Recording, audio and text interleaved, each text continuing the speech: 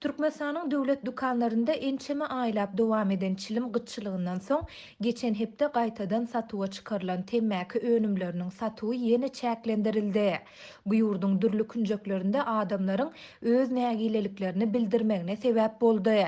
15 sentýabrda paýtagtyň 30-njy etrapçasyndaky Bogatyr dukanynda ýerden saat 5:00-dan 5:30-a çenди çilim satdylar.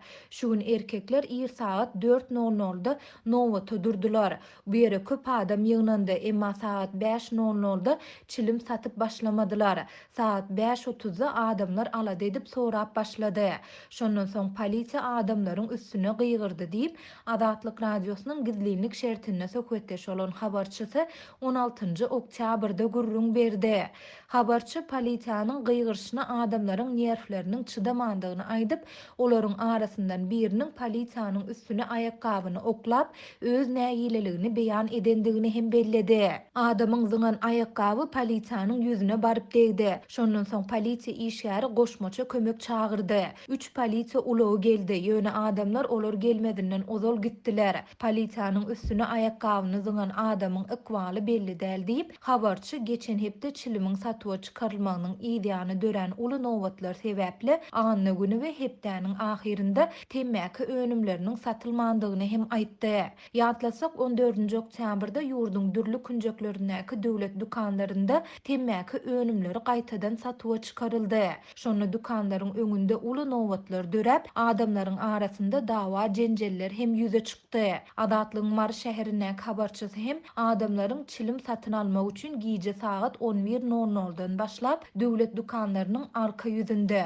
ýaşaýyş jaýlarynyň arasynda nowata düzülip başlandyklaryny, emma temmäki önümleriniň satyga çykarylmandygyny aýtdy. Her ele 30 manatdan 2 gutu çilim berilýär diýip şäherdäki döwlet dukanlarynyň golaýyna welaýatyň ähli ýerinden Garagum, Bayramaly, Vekilbadar, Mary, Takarçäge we Owuzhan etraplaryndan gelen adamlar üýşdi. Nowat gaty uly şäheriň içindäki ähli döwlet dukanlarynyň arka ýüzünde nowat sany 1000 adamdan geçdi. Ýöne daňdan saat 4:40-a golaýlandy. Polisiýanyň gaz 69 ulagy gelip şu gün çilim satylanok adamlar öňüze gidin diýip olary kovup başlady diýip marly habarçymyz 19 oktýabrda gurrun berdi. Habarçynyň aýtmagyna görä adamlar urşup dawalaşyp goň turuzaýmasyn diýip şu gün daňdan welaýatyň dürli etraplaryndan polisiýa işgärleri Marynyň merkezine getirildi. Adamlar indi polisiýa işgärlerini eşdirip gıygyryp sögünmäne başladylar. Olar adamlary adam hasabynda görmeýärsiňiz. Şu gün çilim berilmese-de durjak.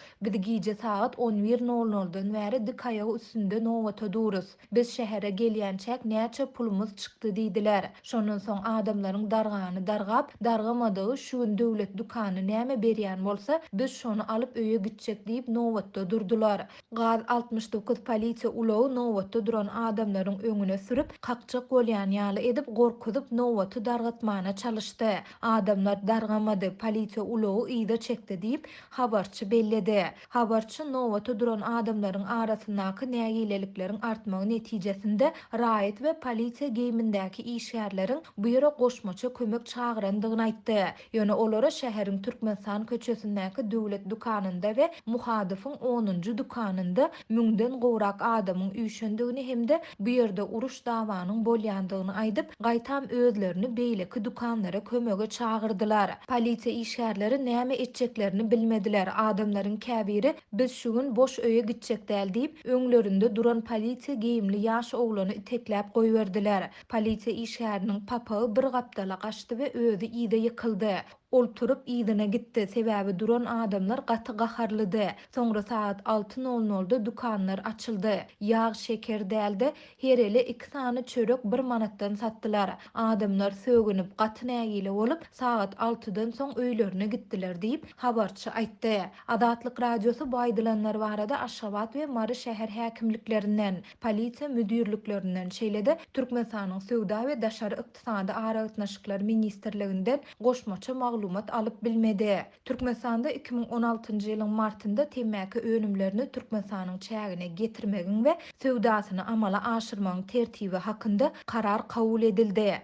Bu karara laýyklykda garamagyndaky edara görnüşli taraplaryň üstü bilen çilimiň lomay we bölek satuw sowdasyny amala aşyrmagy, şeýle-de olaryň resmi bölek satuw bahalaryny ketgitlemäge diňe Türkmenistanyň Sowda we Daşary ykdysady aragatnaşyklar ministrligine ygtyýar berildi. Kararyň kabul edilmeginiň ideýany 2016-njy ýylda döwlet dukanlarynda ortaça 3 manatdan satylan çilimleriň bahasy soňky 4 ýylyň dowamında adyndan 10 esse gymmatlady. Şeýle-de ýurdun döwlet dukanlarynda çilimiň satywy wagtal çäklendirildi. Munyň bilen bir wagtda hususy eýçilikdäki dukanlaryň köpüsinde çilimiň açaçan sowdasy dowam edýär. Döwlet dukanlarynda 30-40 manatdan satylýan çilimler hususiýetçilerde 60-70 manatdan bahalanýar. Şeýle-de ýurdun käbir hususy dukanlarynda, daşary ýurtlarda, şol sanda Birleşen Ştatlarda öndürilýän belli çilim brendleriniň bir gutusynyň bahasy 700-800 manada, resmi kurs boýunça